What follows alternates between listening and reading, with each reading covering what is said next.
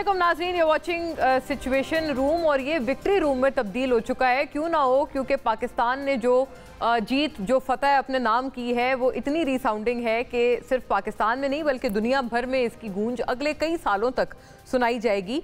अब तो बैनुल अक़वामी जरीदे ये लिखने पर मजबूर हो गए हैं कि जिस तर्ज से पाकिस्तान ने भारत को नाको चने चबवाए हैं वो तो मिलिट्री स्कूल्स में पढ़ाया जाएगा।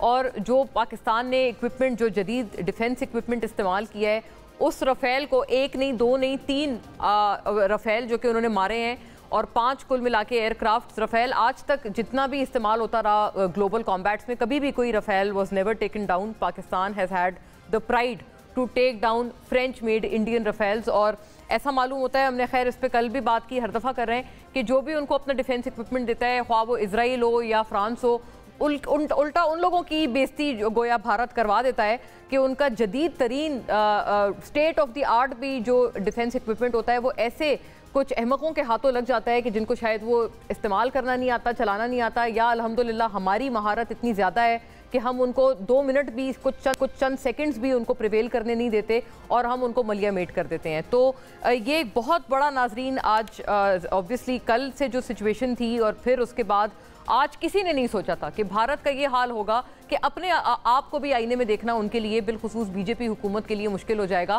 पहले कहते रहे हमने यहाँ पर किसी तीसरे मुल्क को आने नहीं देना, फिर कहते रहे हमने कभी भी मेज़ पे नहीं बैठना, सीज़ फायर का तो सवाल ही पैदा नहीं होता, हम पता नहीं क्या कर देंगे। और फिर जो भारतीय मीडिया बॉलीवुड के तर्ज पर 2 रोज़ पहले तक फिल्में बना रहा था वो थरथराता हुआ, कांपता हुआ बाकायदा कल नज़र आया। और कल ये मनाजिर सामने आए।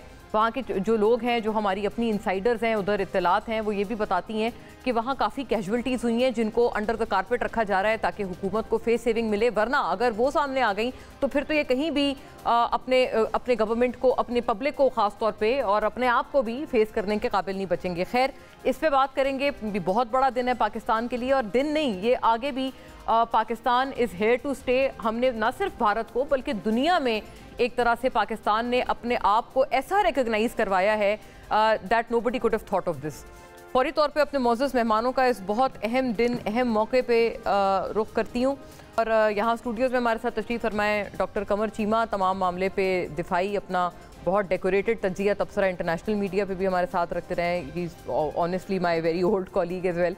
चीमा साहब, बहुत खुश आमदीद, हैप्पी टू होस्ट यू। आज इंशाल्लाह आपसे हम फर्स्ट हैंड बहुत सारी चीज़ें जानेंगे। सेनेटर डॉक्टर अफनान खान साहब, नाजरीन, पाकिस्तान मुस्लिम लीग नून के स्टॉलवर्ट हैं, बड़े नज़रियाती अपनी जमात से हमेशा से, और ख़ास तौर पे इन तरह के मामलात पे अफनान साहब ने बहुत एक अपना जुर्रतमंदाना स्टांस रखा कि पाकिस्तान को कभी भी किसी से डरना नहीं चाहिए, झुकना नहीं चाहिए। आई रिकॉल हमारे शोज़ पे बहुत दफ़ा इस तरह की गुफ्तगू अफनान साहब ने फरमाई। तो खुश तो आप बहुत होंगे आज, माशाल्लाह आपकी खुशी का इजहार हम जानते हैं, सबको मुबारक हो, जाहिर है। सेनेटर कामरान मुर्तज़ा साहब, नाजरीन, also joins us from the JUI। आप स्टॉलवर्ट हैं अभी अपनी जमात के, जाहिर है लीगल, पॉलिटिकल, तमाम एतबार से आपकी महारत, आपकी एक्सपर्टीज़ हमेशा हमारे साथ रही हैं। और कामरान साहब, जाहिर है आज बहुत खुशी का दिन है हम सब के लिए, आपको भी बहुत इस पे कॉन्ग्रेचुलेशंस और खुश आमदीद आपको प्रोग्राम में। आपसे बहुत इन मामलात पे ज़रूरी बात है। बट कमर साहब, डॉक्टर चीमा, आपसे बात का आगाज़ करते हैं। थोड़ा खाका खींचने की कोशिश कीजिएगा हमारे नाजरीन के लिए कि आज हुआ क्या और ये कहाँ से चीज़ शुरू हुई। क्या ये एक्सपेक्टेड था कि ये इस नोट पे एंड होगा? पाकिस्तान के लिए ये कितना आप समझते हैं, क्या क्या फ़ीचर्स हैं इस जीत के, और भारतीय हजीमत के भी क्या क्या फ़ीचर्स हैं इस पूरी चीज़ में? बहुत शुक्रिया। देखिए, पहली बात तो ये है कि जो जिसे कहते हैं ना, मिलिट्री की टर्म्स में कहते हैं कि आपने जो कन्वेंशनल मिलिट्री में हमने अपनी डिटेरेंस को इस्टेब्लिश किया। आज जब कल रात सुबह पाकिस्तान ने ऑपरेशन शुरू किया और उस ऑपरेशन पे हमने उनको बताया कि हम कहाँ कहाँ पे टारगेट कर रहे हैं, और सिर्फ हमने मिलिट्री टारगेट्स नहीं, हमने जो साइबर हमले किए। आपको पता है कि नरेंद्र मोदी साहब की जो वेबसाइट है काम नहीं कर रही थी, मैंने खुद सुबह वो वेबसाइट खोली और वो एक्सेस डिनाइड आ रहा था। सो हमारी जो हमने साइबर स्पेस में बड़े हमले किए, हमने अपने जो डायरेक्ट वहाँ पे जो स्ट्राइक्स की, जो फतह मिसाइल का इस्तेमाल किया, वहाँ से बेसिकली उनके अंदर खौफ बैठा और लोगों के अंदर पैनिक थी। इससे पहले हमारे ड्रोन्स और बहुत कुछ चल रहा था, और वहाँ से हमने जब एडवांटेज मिला और उनको समझ आई कि ये सिचुएशन जो है वो आउट ऑफ कंट्रोल होती जा रही है, एंड देन फिर वहाँ पे अमेरिकी सेक्रेटरी ऑफ स्टेट भी आ गए। इससे पहले मैं आपको एक बात बताऊं कि इंडिया की एक बड़ी कंसिडर्ड ओपिनियन थी, जी हम थर्ड पार्टी चाहते ही नहीं है, हमने इस थर्ड पार्टी को वेलकम ही नहीं करना, ये हमारा पाकिस्तान का और भारत का ये बायलैटरल मसले हैं। नरेंद्र मोदी ने पिछले जब से वो पावर में आए हैं उन्होंने किसी थर्ड पार्टी की बात नहीं मानी। आज जब सुबह इतना ज्यादा मिसाइल गए और मार खा के उनको पता चला कि अब थर्ड पार्टी चाहिए होगी, अदरवाइज सिचुएशन। और पाकिस्तान ने क्या कहा कि जब हमने फतेह 1 का जब हमने चलाए तो उसके फौरन बाद हमने मैसेजिंग की कि अगर आपका जवाब दोबारा आया तो हम फतेह 2 की तरफ जाएंगे, जो कि 400-500 किलोमीटर तक जाएगा, और वो फिर आगे अगले शहरों में जाएंगे, और अगर फिर आपने कुछ किया तो फिर हम उस हमने डिटेरेंस को एस्टैब्लिश किया और वो वहां से पीछे हट गए। एक तो हमें अपनी मिलिट्री टर्म्स में बड़ी कामयाबी अल्हम्दुलिल्लाह हुई, दूसरी डिप्लोमेटिक स्केल में हमें बहुत ज्यादा कामयाबी हुई। इंडिया कहता था मैंने मीडिएशन नहीं करवानी, मैंने किसी के साथ बैठना नहीं है। और अगर आपको याद हो जब ट्रंप 2017 to 2020 प्रेसिडेंट थे, उस वक्त इंडिया ने कैटेगोरिकली कहा था कि हमें अमेरिका की मीडिएशन की जरूरत नहीं है। आज क्या जरूरत पड़ गई कि उनको अमेरिका की मीडिएशन की जरूरत पड़ गई, और उन्होंने कहा कि हम सबसे पहले ट्रंप साहब की ट्वीट आती है, मार्को रूबियो की आती है, साक डार साहब की आती है, फौरन बाद उनके फॉरेन सेक्रेटरी आ गए। तो मैं समझता हूं कि आपने मिलिट्री डोमेन में भी अपनी डिटेरेंस एस्टैब्लिश की, डिप्लोमेटिक कामयाबियां में मिली, और उसके बाद अमेरिकन जो चीज इनको पहले दिन से क्या कह रहे थे कि direct lines of communication establish करें, डीएस्केलेट करें, ना ये हमारे साथ कम्युनिकेशन लाइन एस्टैब्लिश करते थे, ना ये डीएस्केलेट करते थे, और एक वॉर हिस्टेरिया जिंगोइज्म था। कोई बात नहीं मानते थे, अब अमेरिका पे ऐसे आ गए हैं कि जैसे और अब भी वो क्या कह रहे हैं, अब अमेरिका ने नई बात जो की है, उसने कहा है कि थर्ड प्लेस पे जाके आप बैठे और बात करें, और अब उन्होंने डिनाई कर रहे हैं उसको। और वो क्या, अच्छा क्या है वो डिनायल? देखिए डिनायल ये है कि जी हम नहीं बैठेंगे, जो हमने इंडस वाटर ट्रीटी जो हुआ है वो ऐसे ही है, और वो अपनी जो पुरानी चीजें ऐसी है, बस हम सिर्फ ये सीज फायर करते हैं इस वक्त। सो मैं समझता हूं कि उनके अंदर समझ नहीं आ रही कि हम एक्सप्लेन कैसे करें कि एक तो उमर अब्दुल्ला जो है उनके चीफ मिनिस्टर मकबूजा कश्मीर के, उन्होंने कहा है कि अगर आपने सीज फायर ही करना था तो 3 दिन पहले करते, जो हमारे लोग यहाँ मारे गए हैं इंडिया के अंदर उनका अब आपने क्या करना है। तो इतना जो इंफ्रास्ट्रक्चर डैमेज हुआ, एंड देन अबव ऑल उनकी एक ही कोशिश थी कि किसी तरीके पाकिस्तान के जो स्ट्रेटेजिक एसेट्स हैं और वो एयरफोर्स थी, उनको पता कि एयरफोर्स पे हिट करें। देखें इंटरनेशनल कम्युनिटी में आप देखें कि आपने अपनी एयरफोर्स जो है हमारी, उसने डिटेरेंस एस्टैब्लिश की, 2019 में भी हमने की थी, अभी भी अल्हम्दुलिल्लाह की, और उसके बाद उनको ये पता चला कि एयरफोर्स को हिट करना है जैसे तैसे, वो नाकाम हुए। फिर हमने उनको जो सबसे बड़ा मान था S-400 पे, इन्होंने तकरीबन $5.5 अरब के S-400 लिए, वो जो बैटरी है वो तकरीबन $1 बिलियन की बैटरी है, ये $1.5 बिलियन, और इन्होंने कुछ लेके पाकिस्तान के बॉर्डर पे लगाई थी और कुछ चाइना के बॉर्डर पे लगाई थी, और वो हमने हिट किया, उसको तबाह किया। जहाज इनके हमने राफेल गिराए 3, जो कि इंटरनेशनल कम्युनिटी कह रही है गिराए हैं, ये नहीं मान रहे। तो मेरा ख्याल है कि हमने डिप्लोमेटिक डोमेन में भी हम अल्हम्दुलिल्लाह कामयाब हुए हैं, और हम जो है वो कन्वेंशनल मिलिट्री में भी डिटेरेंस एस्टैब्लिश की, एंड अबव ऑल पूरा पाकिस्तान जेल्ड हो गया। ये बहुत पाकिस्तान जो है ना, ये सबसे बड़ी चीज come like a blessing in disguise, जैसे कुछ चीज़ों की बहुत एक ब्लेसिंग आ जाती है किसी चीज़ में डिस्गाइज में।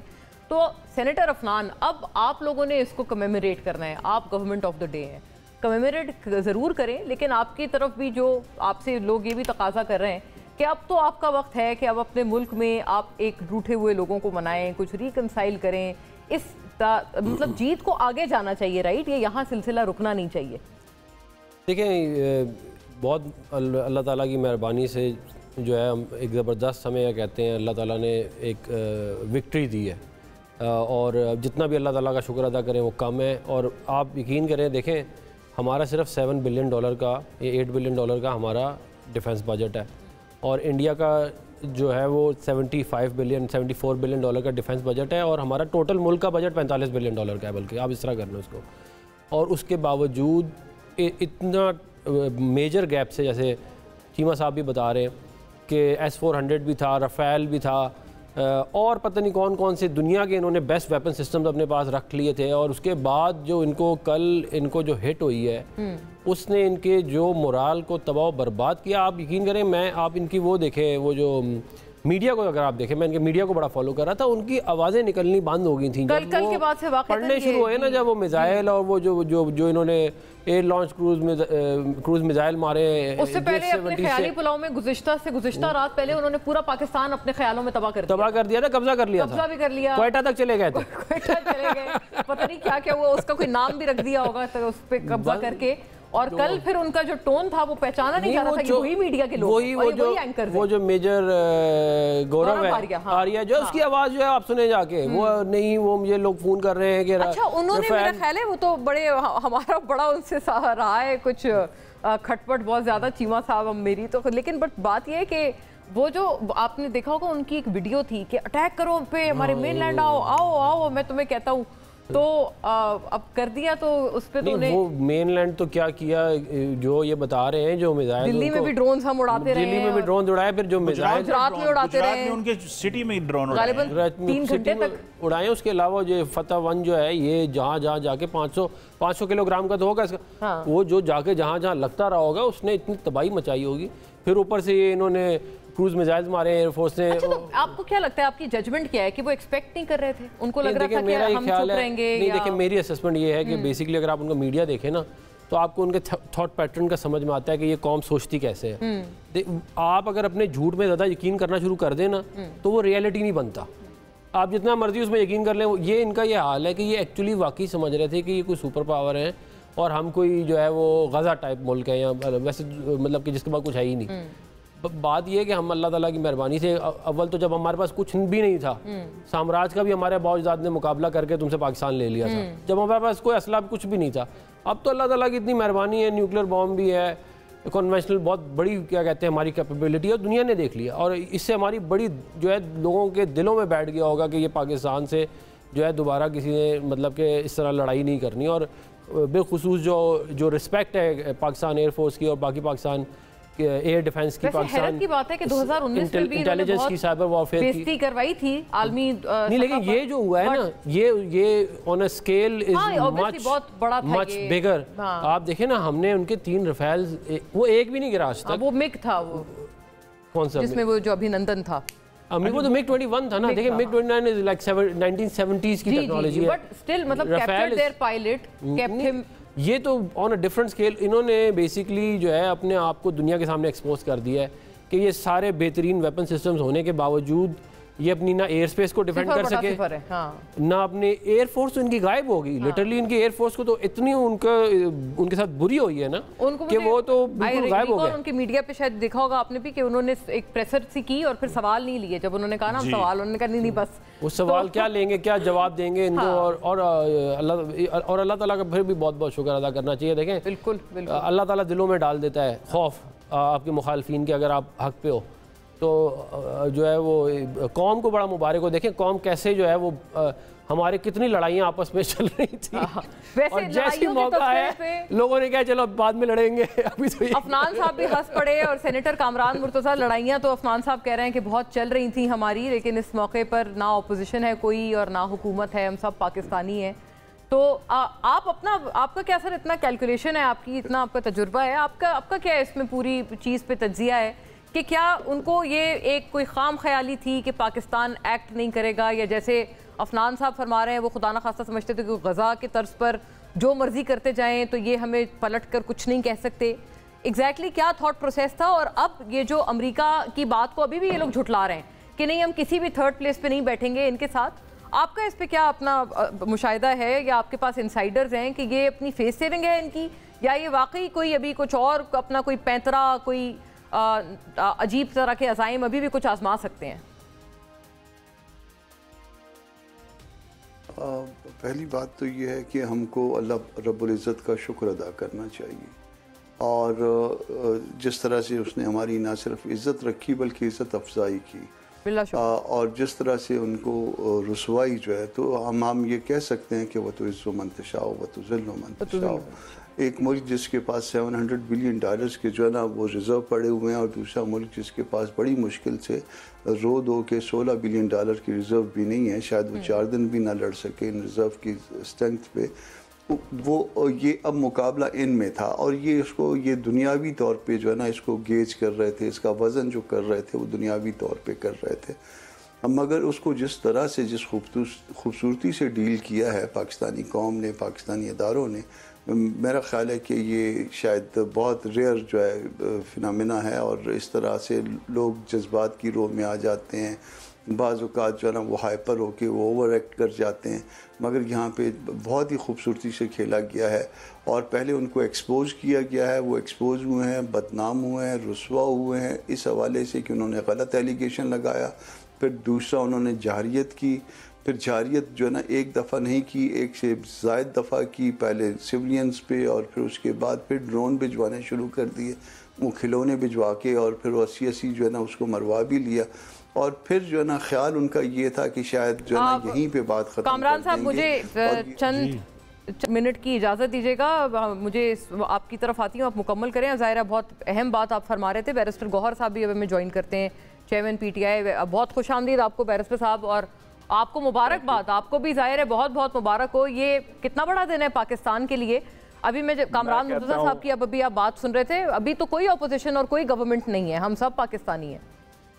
नहीं, आज बिल्कुल बड़ी खुशी का दिन है और ये सिर्फ आज नहीं है बल्कि आज ही हम सारे पाकिस्तानी हैं, बल्कि जब से ये इंडिया के साथ स्टैंड अप शुरू हो गया था तो मैं पूरी कौम को सलाम करता हूँ। सब ने मिल के एक टीम पाकिस्तान का नक्शा पेश किया है और हमने भी हुकूमत उसके साथ खड़े होकर के अपने कौम के साथ, अफवाज के साथ शाना बशाना खड़े होकर के एक यूनिटी दिखाई है और इस यूनिटी ने बड़ा उसका एक असर रहा और हमारे अफवाज ने इंडिया के जो एग्रेशन है, जिस एग्रेशन इंडिया ही नहीं किया था, इंडिया ने गलत इल्जाम लगाया था, इंडिया ने खबरें आ रही हैं that there is a firing going on. मुझे अभी भी आई है जी। अच्छा, वो ये लाइन ऑफ कंट्रोल गौहर साहब, बैरिस्टर गौहर, अभी वेरी ट्रू आप कह रहे हैं कि इस वक्त ये उस वक्त से हम सारे एक पाकिस्तानियत और उस जज्बे में हमें जोड़ा गया, ये बिल्कुल बात ये है। और पाकिस्तान आपकी एक्सपेक्टेशंस क्या थी? क्योंकि जैसे आपकी तरफ से, आपकी पार्टी की तरफ से कई दफ़ा इस तरह की चीज़ हमने सुनी कि एक अपोलोजेटिक स्टांस अपनाया जाएगा।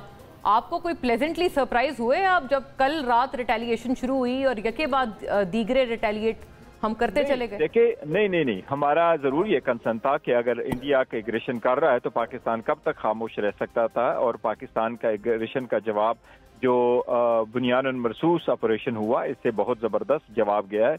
और इंडिया का गरूर जब हाक में मिला है तो इंडिया शायद राजी हो गया सीज फायर पे, और सीज फायर होना चाहिए, एस्केलेशन नहीं होना चाहिए। लेकिन हम जनरली ये कहते हैं कि कौम के ये यहजती का ये प्रिवेल करना चाहिए। अगर दुश्मन के साथ हमारा सीज फायर हो गया और हो गया तो इसलिए आपस में भी सीज फायर होना चाहिए, आपस में भी हालात बेहतर होने चाहिए, आपस में भी एज ए टीम होना चाहिए। खान साहब इतनी बड़ी पार्टी के बड़े लीडर है तो उसको कब तक जेल में रखना है, तो ये सख्तियां भी खत्म होने चाहिए। खान साहब की रिहाई होने चाहिए, उनकी मुलाकात होनी चाहिए, फैमिली की मुलाकात होनी चाहिए, ऐसी माहौल प्रिवेट करने चाहिए जिसमें इख्तिलाफात है वो दुश्मनी में और नफरत में ना बदले। आज देखो कौम किस कदर खुश है, कल को सारी कौम कंफ्यूज थी कि कल क्या होने वाला है, नाम कैसे जाएगा, मुल्क कैसे जाएगा।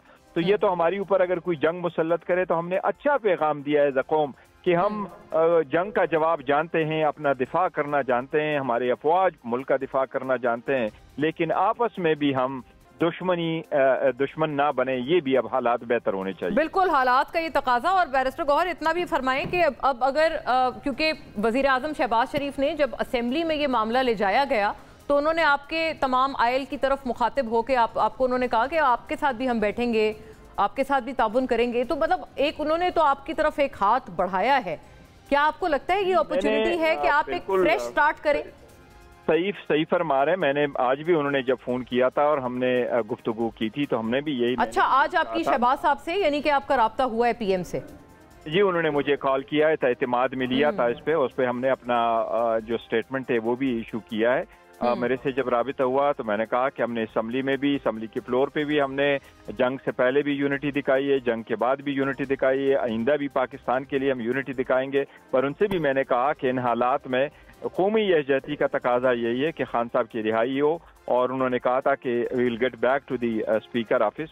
वो बिल्कुल प्राइम मिनिस्टर साहब ने कहा था कि बातचीत, और मैंने उसको वेलकम किया था और मैंने कहा था कि हम भी उसको खान साहब से इजाज़त लेंगे, खान साहब से बात करेंगे, फिर आगे की तरफ बढ़ेंगे। अब खान साहब के साथ मुलाकात हुई नहीं है, खान साहब के साथ मुलाकात होगी तो कोशिश होगी कि कोई पेशरफ ज़रूर कोई हो।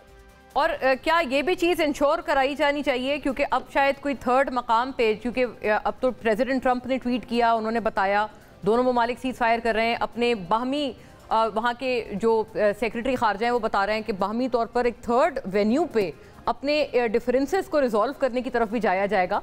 मतलब barrister Gohar, you being a very core national party and opposition party in the country, क्या आपकी पार्टी की तरफ से हम ये एक्सपेक्ट करें कि आप लोग भी इस वक्त जिम्मेदारी का सबूत देंगे? क्योंकि आप माशाल्लाह से हमेशा से आप ना एक बहुत सुलझी हुई गुफ्तगू करते हैं, but will this also reflect in your other party colleagues, आपके जितने पार्टी के दीगर लोग हैं? मोना मैं देखिए, बात दरअसल ये है कि हम हमेशा से हमने पॉजिटिव स्टेप दिए और हम कहते हैं कि जस्टिस हमेशा बेहतर होने चाहिए, और जब जब पाकिस्तान की बात आएगी तो हम इकट्ठे होंगे और अच्छा जस्टिस देंगे। अभी जब ये कहते हैं जी कि थर्ड कंट्रीज में या किसी भी जगह पे होने चाहिए, ये भी बहुत पॉजिटिव साइन है और ऐसा होना चाहिए, क्योंकि एक जगह पे फायर हो जाती है। अभी 10 मिनट के अंदर अंदर FIR उन्होंने रजिस्टर कराई। अभी किसी को पता भी खबर ही नहीं आई थी कि इंडिया ने इल्ज़ाम लगाना शुरू किया, और 400 TV चैनल है वो एक से बढ़कर एक उन्होंने बयानिया बनाना शुरू कर दिया कि जी पाकिस्तान वाले पाकिस्तान पे इल्ज़ाम लगाया। तो ये चीज़ें फ्यूचर के लिए बंद हो, क्योंकि दोनों न्यूक्लियर स्टेट है,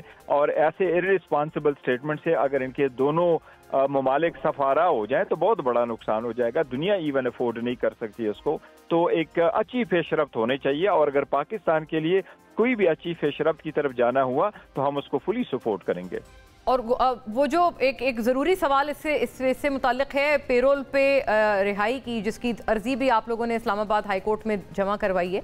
तो ये फरमाएं कि वो जो पेरोल पे रिहाई थी उसमें ये भी एक एलिगेशन था कि खान साहब पे भी आप फरमा रहे थे, एक उसमें एक प्ली ली गई है कि वहाँ खदशा था कि ड्रोन हमला हो सकता है अडियाला जेल पे, तो इसके पेश नज़र भी उनको रिहा किया जाए पेरोल पे और कौमी यकजहती के लिए भी। पेरोल हम तो चाह रहे हैं ना कि खान साहब की जो रिहाई है वो फिलफोर होनी चाहिए। द रीज़न बीइंग कि मैं आपको इसकी एक मिसाल देता हूँ। पहले खान साहब कन्विक्ट हुए, 4 अगस्त को वो जेल चले गए और 22 अगस्त को उनको बेल मिली, जबकि फिर उसको दूसरे केस में हो गए। अब एक केस के बाद दूसरा, दूसरे के बाद तीसरा, ये अब नहीं होना चाहिए। हुकूमत को भी पता है, प्रोसिक्यूशन को भी पता है कि ये चीजें बिल्कुल गलत है, और विद ऑल ड्यू रिस्पेक्ट वो बेसलेस केसेस है, पॉलिटिकली मोटिवेटेड केसेस है। लेकिन whatever the nature of the case, अब enough is enough, let the court decide. लेकिन रिहाई हर सूरत हो। खान साहब जेल में है, खान साहब की बीवी जेल में है, और ये इस तरह है जिस तरह आप किसी को, लोगों के ना बच्चों की माँ बाप को जेल में रखो और फिर उनसे कहो कि जी आप हमारे साथ इस तरह करो, तो किस पोजीशन में आपके साथ आगे बढ़ेंगे।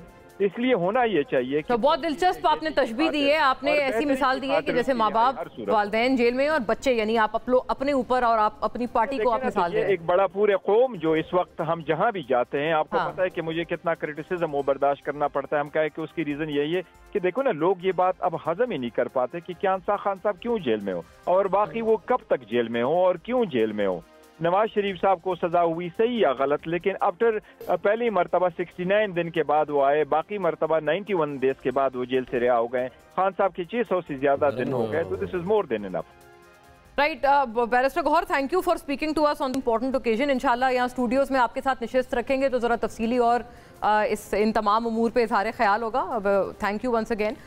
नाजरीन, ब्रेक का मुझे कहा जा रहा है, या फिर हम कामरान साहब बड़ी ज़रूरी बात कर रहे थे, ब्रेक पे नाजरीन कहा जा रहा है जाने को।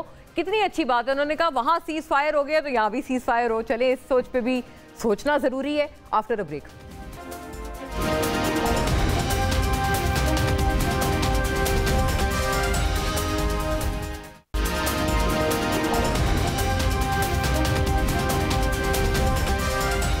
वेलकम बैक नाजरीन।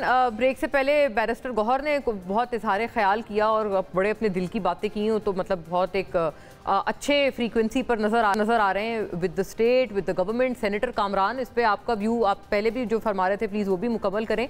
फिर ये जो दूसरी बात है कि सीज़ फायर वहाँ हुआ तो यहाँ पे भी सीज़ फायर करना चाहिए, ये इस बयान को आप कैसा देखते हैं? ठीक है, हाउस इन ऑर्डर हो जाए तो बहुत अच्छी बात है, मगर इस वक्त आज का दिन सिर्फ मुबारकबाद का दिन है, आज का दिन सिर्फ खुशी का दिन है। आज का दिन अल्लाह पाक से जो उन्होंने इज्जत रखी है वो उसका दिन है। बाकी मामला चलते रहेंगे। हमारी और डॉक्टर इरफान साहब की भी नहीं लगती है, मगर वो किसी और दिन के लिए, वो झगड़े किसी और दिन के लिए होंगे। इस वक्त पाकिस्तान है और पाकिस्तान है तो हम हैं। और अब सूरत हाल ये बनी है कि भारत के पास अपने जो जहाज़ हैं उनके लिए उनकी जो पार्किंग कह लें या क्या कहें उनको, वो उसके लिए भी जगह नहीं बची है। उनके वो जो एयरबेस हैं उनका इस तरह से सत्यानाश कर दिया गया है। तो मेरा ख्याल है दे दें, हमें दे दें, हम इससे बेहतर चलाएंगे, हम उससे बेहतर इस्तेमाल करके बताएंगे। अच्छी पेशकश है। हाँ, तो वैसे हमारा तो उन्होंने एक इंटरनेशनल एयरपोर्ट जो है ना, ये रहीमियार खान वाला, शेख ज़ायद वाला, उसको ख़राब किया, बस इतना ही हुआ है। बाकी तो वो जो है ना इधर उधर जो है ना, पेशावर में मिसाइल मार रहे थे, वो अफगानिस्तान पहुंच गया। हालत ये है बेचारों की, ये हालत है बिल्कुल। तो बहुत इंपॉर्टेंट आपने जी बस हम कह रहे हैं कि हाँ ना, तो बल्कि मैं उनको एक और पेशकश भी कर रहा हूँ। हमारा स्टाफ कॉलेज है कोयटा में, तो वहाँ आए, हमसे ट्रेनिंग लिया करें। ट्रेनिंग के लिए हमारे पास तशरीफ़ लाया करें, मौसम भी देखेंगे, बाकी भी यहाँ तो कोई इंसान के बच्चे बनेंगे।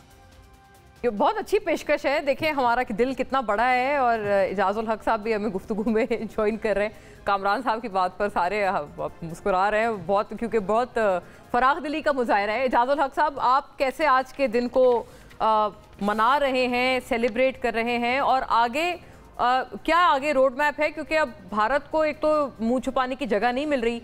अभी तो फिलहाल वो कह रहे हैं हम थर्ड वेन्यू पे कोई बात नहीं कर रहे, और IMF का प्रोग्राम भी हमारा ख़राब करने की कोशिश की भारत ने, वो भी उनको तमाचा पड़ गया वहाँ से। तो यके बाद दीगरे कि आप कैसे देख रहे हैं डिबैकल्स उनके लिए?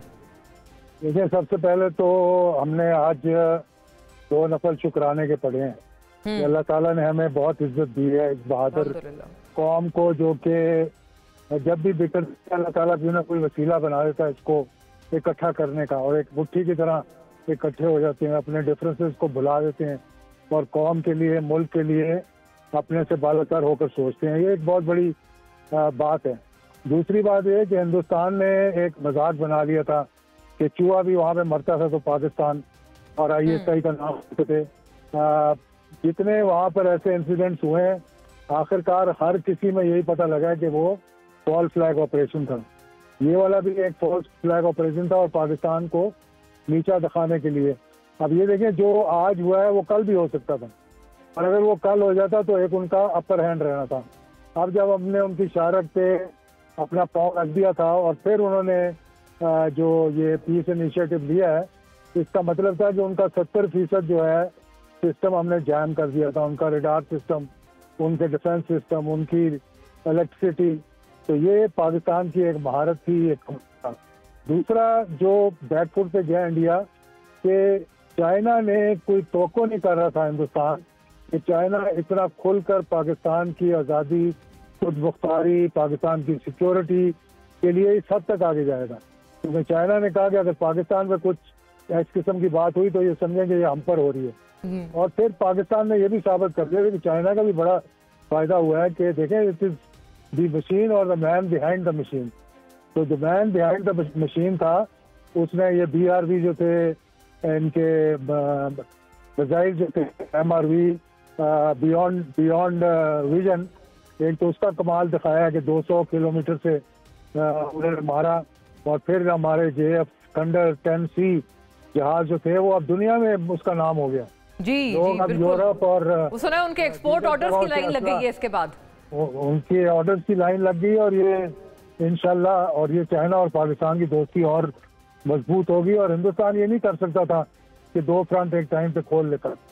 तो फिर अमेरिका से कोई जो कल तक ये कह रहे थे जी कि हम कहाँ बीच में पड़ेंगे, इन्होंने जो करना है वो कर लें, तो फिर हिंदुस्तान के कहने पर उन्होंने फिर एक अपना किरदार अदा किया। और ये अच्छी बात है।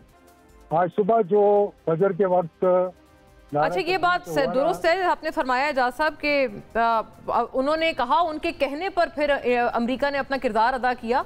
ऑल्दो ये कि अभी भी वो लोग एक जा रहे हैं कि अपने अवाम को अभी भी कोई झूठ बेच दें, अभी भी ये कह रहे हैं नहीं वो पाकिस्तान ने कहा है और हमारी तरफ से पहले राब्ता हुआ है कि सीज फायर करें।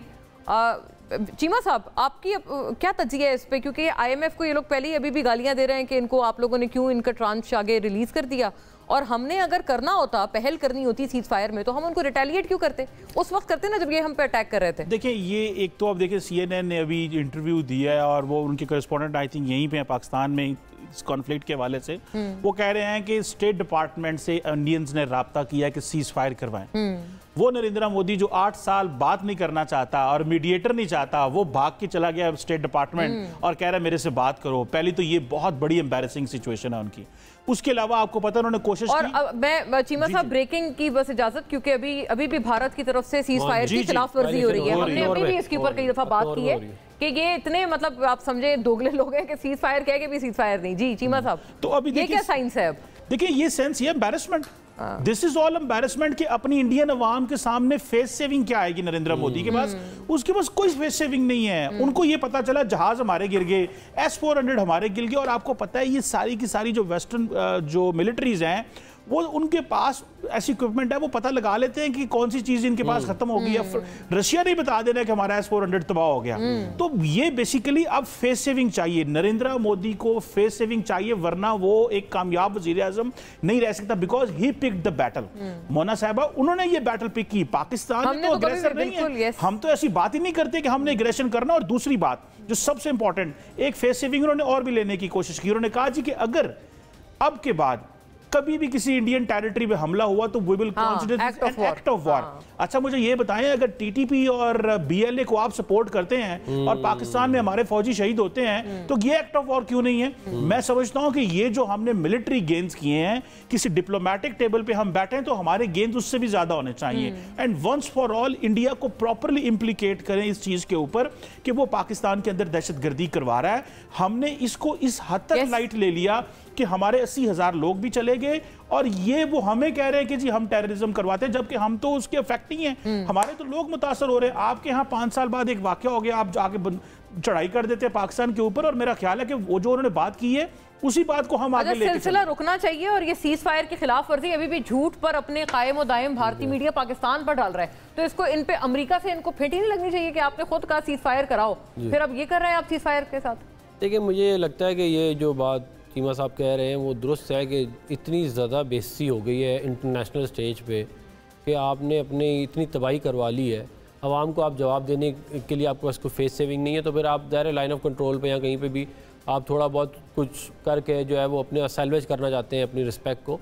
और जो बात जो है वो चीमा साहब ने की, उसमें एक और भी जो इंटरेस्टिंग बात है वो ये कि देखें अजीत डोवल ये कहता है ऑफेंसिव डिफेंस, कि हम तुम्हें मारेंगे मगर तुम हमें नहीं मारोगे। ये दिस इज़ ओवर, ये अब नहीं हो सकता। साउथ एशिया के अंदर अल्लाह ताला की मेहरबानी से पाकिस्तान ने अपनी डेटरेंस स्टैब्लिश कर दी है एयर, सी एंड लैंड में। अब अगर इन्होंने हमारे इधर कुछ किया तो इनको जैसा टिट फॉर टैट जवाब होता है वैसे ही इनको मिलेगा। ये वाली अगर ये कहते हैं ना उधर एक्ट ऑफ वॉर कंसिडर होगा तो यहाँ पे भी फिर act of war he consider होगा। बिल्कुल बिल्कुल, और टिट फॉर टैट जवाब मिलेगा आपको। और ये नहीं हो सकता कि इंडिया बीएलए को भी फंड करे, टीटीपी को भी करे, यहाँ पे धमाके कराए, ड्रोन्स भेज के जो है वो आईडीज दे और लोगों को पैसे भेजे यहाँ पे धमाके कराने के लिए, और उसके बाद जब वापस कोई आपको उधर कोई हो जाए तो आपके पाकिस्तान जो है वो कर रहा है। मैं तो समझता हूँ कि हमने तो बेसिकली पूरे खित्ते के लोगों को लिबरेट कराया इस इंडिया के माइंडसेट से कि वो मालदीव्स हो, नेपाल हो, भूटान हो, वो हर मुल्क को दबाना चाहते हैं। वो मैं समझता हूँ आज पाकिस्तान ने लिबरेट करा ली है, अपनी कन्वेंशनल डिटेरेंस भी स्टैब्लिश की, डिप्लोमेटिकली भी दुनिया को पता चल गया। सारा वेस्टर्न मीडिया यही बात कर रहा है कि पाकिस्तान की एयरफोर्स का उनके पास कोई मैच नहीं है। और मैं एक और बात आपको ऐड कर दूं बड़ी इंपॉर्टेंट, वो ये कि देखें जो 20 करोड़ इंडियन मुसलमान हैं वो भी आज बहुत खुश हो। बिल्कुल, उनको भी मालूम है कि क्या कहते हैं कि ये हमारे भाइयों ने जो है इनके साथ क्या किया है। मुस्लिम वर्ल्ड भी खुश है, सारा मुस्लिम वर्ल्ड भी खुश है कि इन्होंने क्या कमाल किया है पाकिस्तान में। कामरान मुर्तजा साहब, अब आगे स्टेप क्या होना चाहिए, क्या तजावीज़ हैं? क्योंकि अब ये भारत कर रहा है एस्केलेशन, दोबारा अपनी वही हरकतों पर कायम है।